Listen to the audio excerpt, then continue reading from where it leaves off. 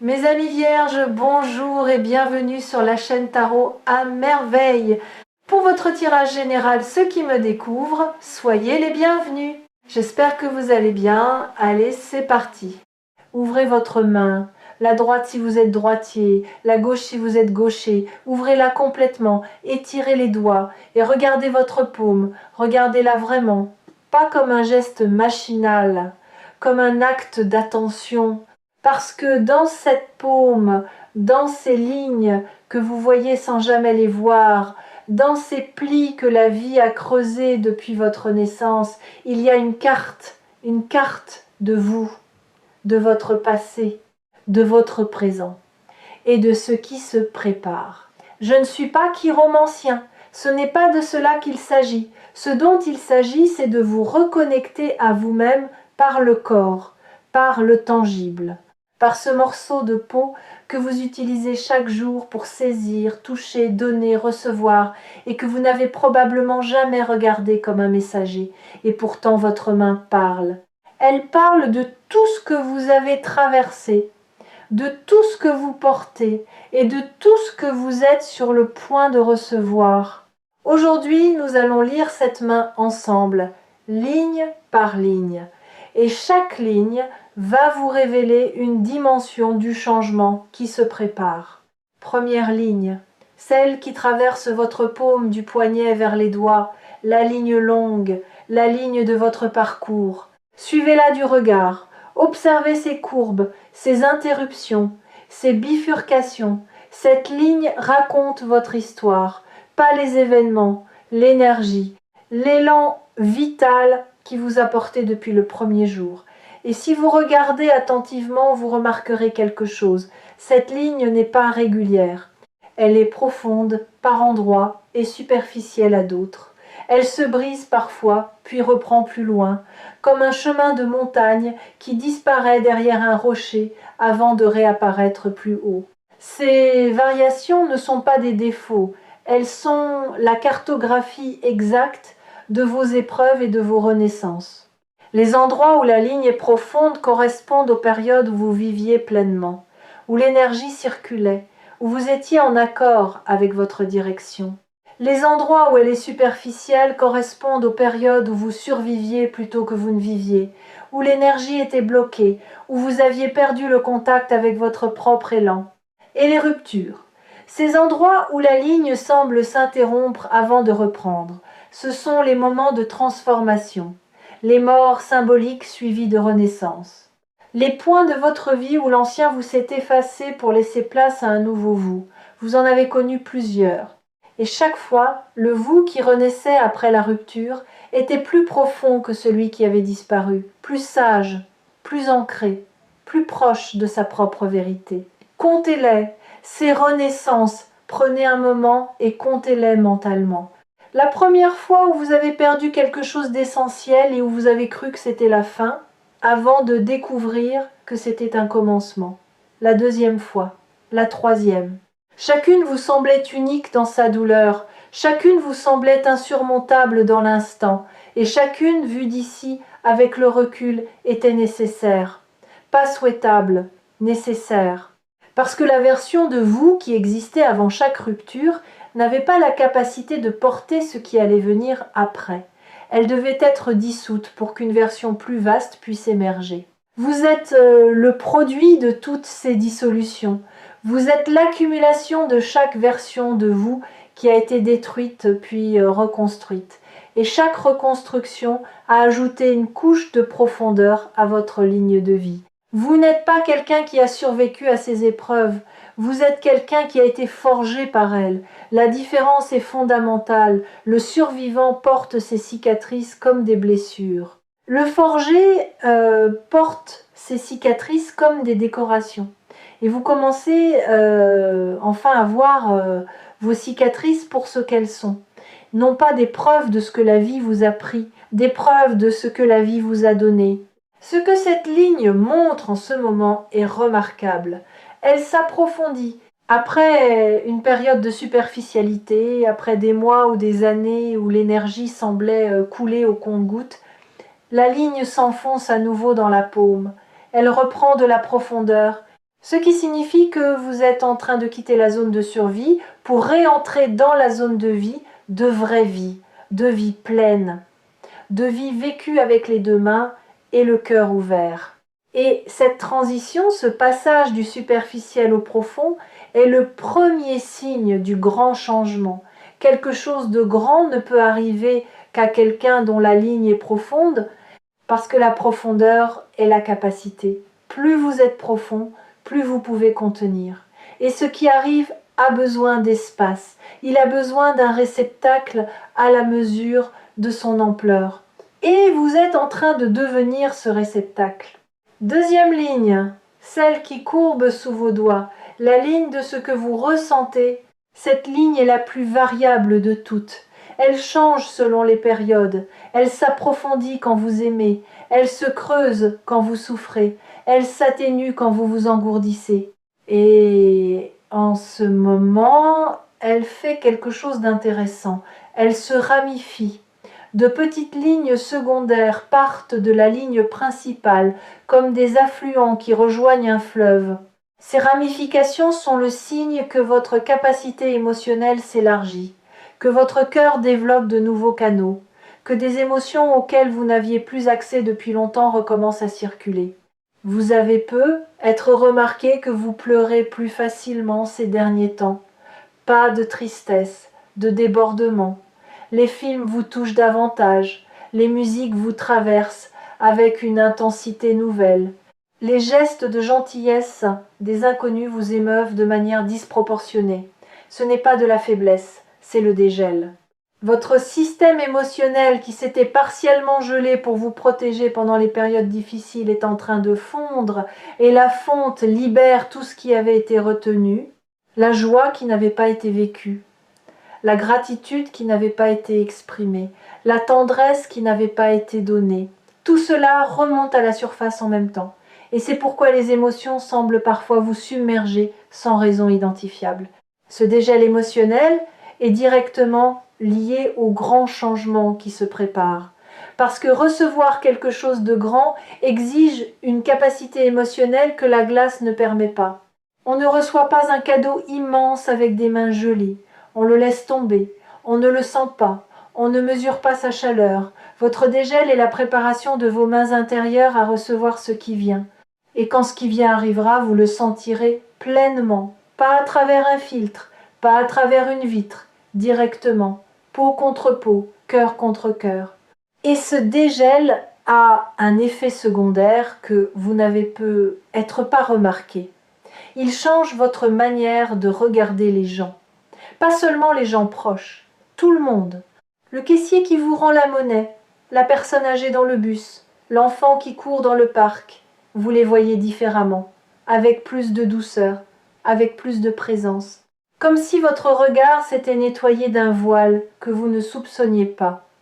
Et ce changement de regard, aussi discret soit-il, est un indicateur puissant de votre transformation. Parce que la manière dont on regarde le monde reflète exactement la manière dont on se regarde soi-même. Et si votre regard sur les autres est devenu plus tendre, c'est que votre regard sur vous-même commence à le devenir aussi, même si vous ne le faites pas encore consciemment. Même si votre dialogue intérieur est encore sévère par habitude, le dégel travaille en profondeur, sous les couches de critique et de jugement, et un jour prochain, il atteindra la surface. Et ce jour-là, vous vous regarderez dans le miroir et vous verrez non pas vos défauts, mais votre parcours, non pas vos manques, mais vos preuves, non pas ce que vous n'êtes pas, mais ce que vous avez survécu pour devenir. Troisième ligne, celle qui traverse horizontalement le haut de votre paume, la ligne de vos pensées. Cette ligne est celle de votre mental, de votre manière de comprendre le monde, de trier l'information, de prendre des décisions. Et cette ligne, en ce moment, est en pleine mutation. Non pas parce que vous devenez plus intelligent, parce que vous devenez plus intuitif. La ligne du mental pur, celle de la logique froide et du calcul rationnel, est en train d'être rejointe par une autre ligne. Une ligne parallèle, plus fine, plus discrète, mais de plus en plus visible. C'est la ligne de l'intuition, de ce savoir qui n'a pas besoin de preuves, de cette connaissance qui arrive entière, sans les étapes du raisonnement, comme un fruit qui tombe mûr de l'arbre, sans qu'on ait besoin de l'analyser pour savoir qu'il est prêt. Vous avez senti cette intuition grandir, ces moments de plus en plus fréquents où vous savez quelque chose sans savoir comment vous le savez, ces décisions que vous prenez en une seconde et qui s'avèrent justes, ces pressentiments qui se confirment avec une régularité troublante. Votre mental résiste encore à cette intuition. Il essaye de la rationaliser, de l'expliquer, de la réduire à des coïncidences ou à des biais cognitifs. Mais l'intuition n'a pas besoin de l'approbation du mental. Elle fonctionne avec ou sans lui. Et en ce moment, elle fonctionne à plein régime. Cette montée de l'intuition est le troisième signe du changement. Parce que le grand qui arrive ne pourra pas être compris par le mental seul. Il sera trop vaste, trop multidimensionnel, trop chargé de significations simultanées. Seule l'intuition peut saisir un événement de cette ampleur dans sa totalité. Et votre intuition se prépare, elle s'aiguise, elle se réveille, pour être prête le jour où le grand se présentera et où votre mental, débordé, aura besoin de quelqu'un d'autre aux commandes. Si cette vidéo vous a trouvé sur Tarot à merveille, votre intuition est déjà plus éveillée que vous ne le croyez. Le simple fait d'avoir cliqué, d'avoir suivi cette impulsion sans raison logique, est la preuve que votre radar intérieur fonctionne, qu'il capte des signaux que votre mental ignore, et qu'il vous guide pas à pas vers le bon endroit au bon moment. Quatrième ligne, la ligne qui part du bas de votre paume et monte vers vos doigts en diagonale. Pas tout le monde ne l'a, mais vous l'avez, la ligne de la chance. Sauf que la chance n'est pas ce que les gens croient. La chance n'est pas un événement aléatoire qui tombe du ciel sur les élus. La chance est le résultat d'un alignement entre la préparation et l'opportunité. La chance est ce qui se produit quand quelqu'un qui a fait le travail intérieur se trouve au bon endroit, au bon moment. Et le travail intérieur, vous l'avez fait, sans le savoir, sans le nommer. À chaque épreuve traversée, à chaque croyance remise en question, à chaque nuit où vous avez choisi de croire en quelque chose de plus grand que vos circonstances. Cette ligne sur votre paume ne mesure pas la quantité de chance que le destin vous attribue. Elle mesure votre capacité à reconnaître la chance quand elle se présente. Et cette capacité est directement proportionnelle à votre travail intérieur. Plus vous avez travaillé sur vous-même, plus vos yeux sont ouverts, plus vos mains sont prêtes, plus votre cœur est disponible et plus la chance devient visible. Elle était peu, être déjà là depuis des mois, passant devant vous, vous frôlant, attendant que vous la remarquiez, mais vos yeux étaient voilés par la peur, par le doute, par cette conviction que les bonnes choses ne sont pas pour vous. Pensez à toutes les fois où vous avez refusé quelque chose de bon, non pas consciemment, inconsciemment. Quelqu'un vous a fait un compliment et vous l'avez désamorcé avec une blague. Quelqu'un vous a offert son aide et vous avez dit non par réflexe. Quelqu'un vous a ouvert une porte et vous avez trouvé 10 raisons de ne pas la franchir. Ce ne sont pas des choix rationnels, ce sont des réflexes de protection d'un système nerveux qui associe les bonnes choses au danger, qui dit « si c'est trop beau, c'est que le piège est caché ». Si quelqu'un est trop gentil, c'est qu'il veut quelque chose. Si la vie donne, c'est qu'elle reprendra. Ce système de protection a fait son temps. Il vous a servi dans des périodes où la méfiance était adaptée, où les gens autour de vous n'étaient pas fiables, où la bonté était effectivement transactionnelle. Mais ces périodes sont terminées. Et le système continue de tourner par inertie, comme une alarme qui sonne dans une maison où il n'y a plus de cambrioleurs. Le changement qui arrive va désactiver cette alarme. Non pas en la forçant, en vous prouvant par l'expérience directe que le bon peut arriver sans piège, que la générosité peut exister sans arrière-pensée, que la vie peut donner sans reprendre. Ce voile se lève, et quand le voile sera entièrement levé, quand vos yeux verront sans filtre, la chance ne sera plus quelque chose qui arrive, elle sera quelque chose que vous voyez partout. dans chaque conversation, dans chaque rencontre, dans chaque instant qui contenait une opportunité que vous étiez trop aveugle pour saisir. Et soudain, la vie ne vous semblera plus avare, elle vous semblera généreuse, follement généreuse, depuis toujours. Simplement, vous ne le voyez pas. 5e et dernière ligne, celle qui n'est pas une ligne, le creux de votre paume, l'espace au centre. Fermez légèrement vos doigts, pas complètement, juste assez pour former une coupe. Regardez le creux que vos doigts créent au centre de votre main. Ce creux est votre espace d'accueil. L'endroit physique où les choses se posent quand vous recevez une pièce de monnaie, un fruit, la main d'un autre. Ce creux est votre capacité de réception incarnée. Et ce creux en ce moment est prêt, vide, ouvert, disponible. Pas le vide de celui qui manque de tout, le vide de celui qui a fait de la place, qui a retiré l'inutile, qui a déblayé les vieilles peurs et les anciennes rancunes et les projections périmées pour créer un espace net, propre, accueillant, un espace qui dit « je suis prêt à recevoir », non pas parce que j'ai besoin, parce que je suis disponible.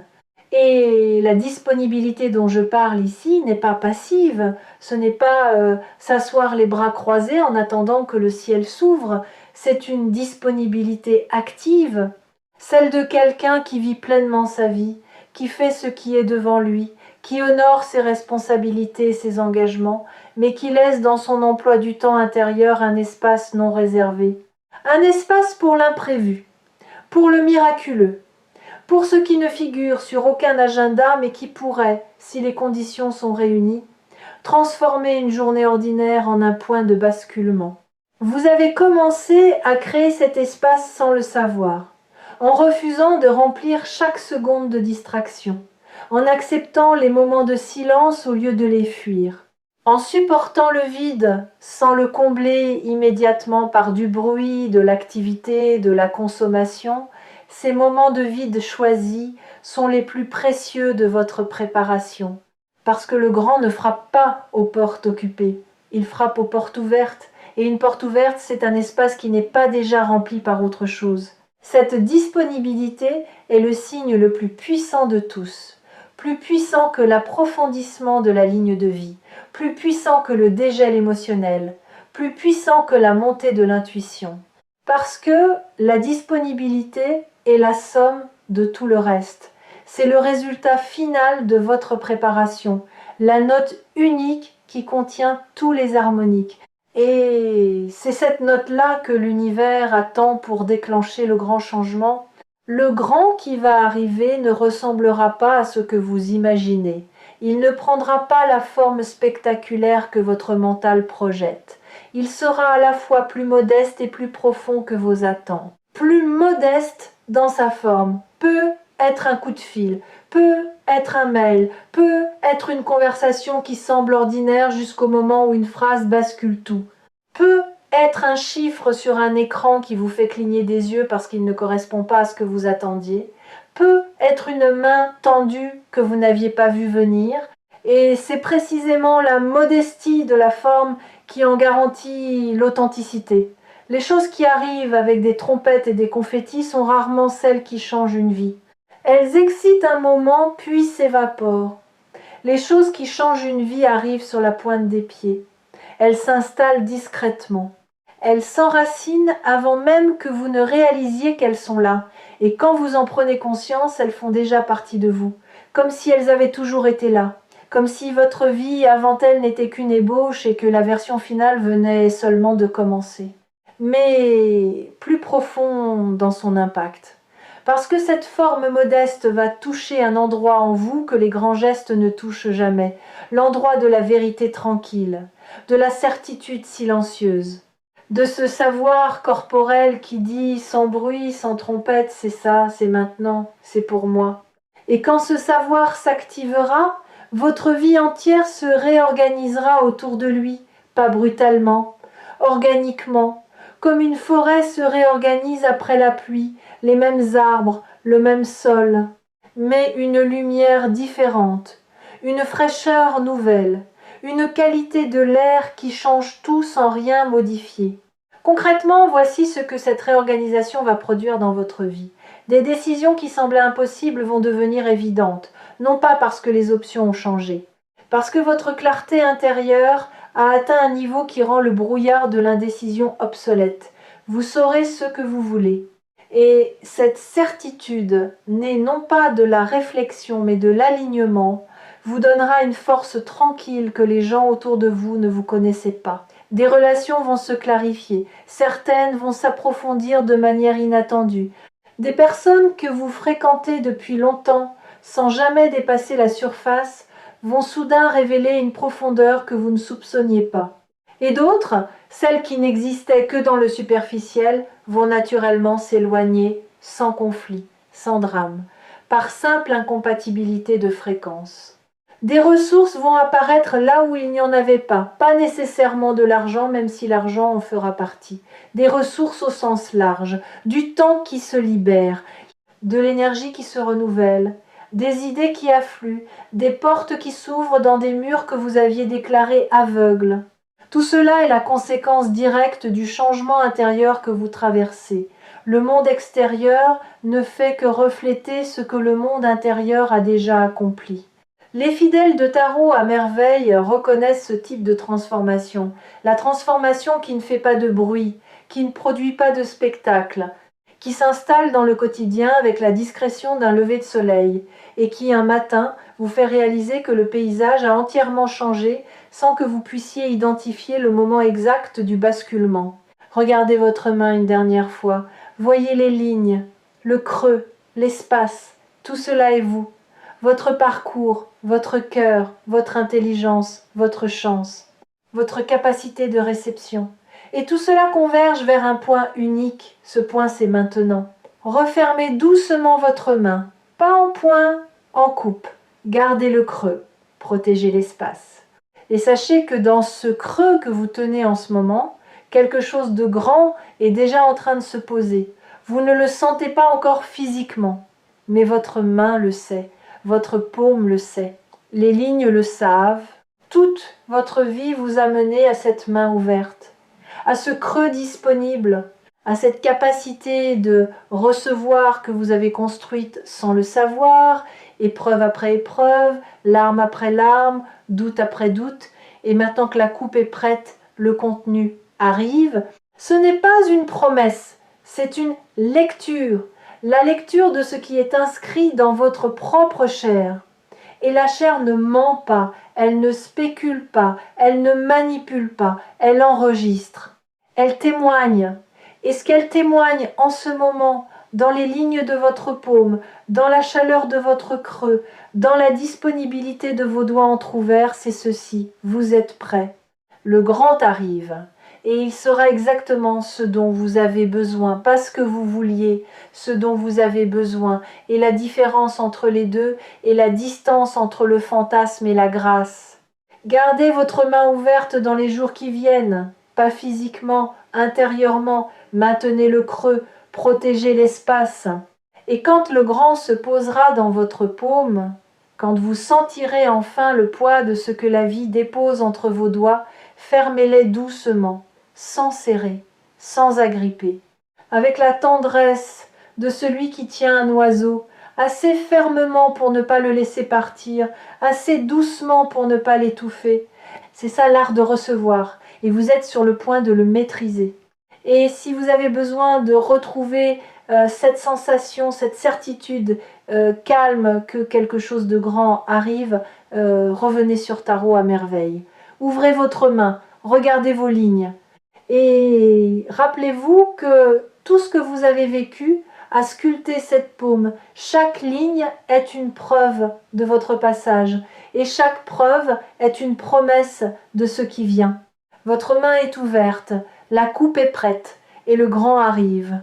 Il arrive avec la certitude tranquille des choses inévitables, pas comme un éclair qui frappe au hasard, comme une aube qui se lève parce que c'est l'heure.